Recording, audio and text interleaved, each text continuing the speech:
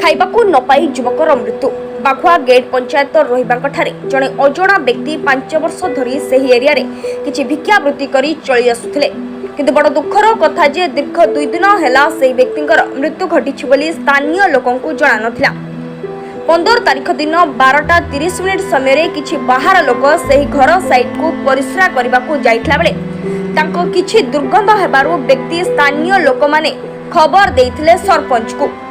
सरपंच निजे आसी देखिला परे ओडगां थाना रे खबर देइथिले निजे सरपंच बाबू किंतु बड़ दुखर कथा जे तांको थाना बाबू सफा मना करदेले किंतु किछि सांबादिक भाई मानकु स्थानीय लोके सूचना देइथिले सेमानकर उपस्थित बुद्धि लगाए नयगड़ एसपी सार को कॉल माध्यम रे जणाइबारु थाना अधिकारी एम्बुलेंस गाड़ी सह पुलिस मध्य आसीथिले।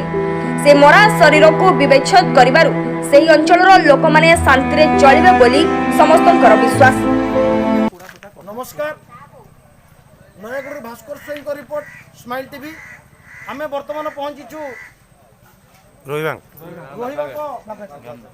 छकरे सेठी के जण अजणा व्यक्तिंकर मृत्यु घटी। आमे किछि सरपंच अछंती तांकर किछि लोक साई पड़िसा लोक अछंती जेहेतु घर पाखे जनक घर साइड रे से मृत्युवरण करछंती से साई पड़िसा लोक सरपंच किछि आमे कथोपकथन करिया से सरपंच आमे किछि पचारिया।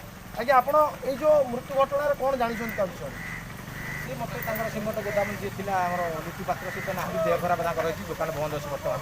आज्ञा तांको भणजा मते कहल जे हमर से साइड जो बाइट रहथिला से चाली जाइछि आ तुम ठीक आसो तो तापर खबर भाई सर कोन आजि जानिले आजि आबा। आज्ञा आज्ञा तो ता भेणे आपण तांकर भेणे कोन ना आपणकर मो ना सुरेश कुमार दास कोन जानि छन ता विषय रे किछि कोन केमति हला घटना केमति कोन मरिले से आज्ञा 6 वर्ष होला आज की पागल भलिया आइकी बुलुथला 6 वर्ष होला से पागल ता सापतमा ताकू से पड़ेनी।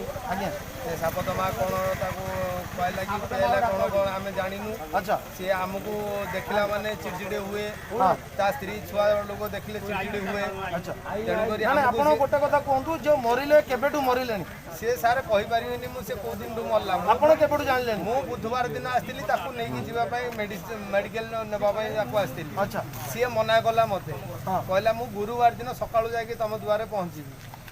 नमस्कार, स्माइल टीवी रो भास्कर स्वाइन को रिपोर्ट। नयगढ़ भास्कर स्वाइन सह श्रीधर नायक रिपोर्ट स्माइल टीवी सुभनाथ।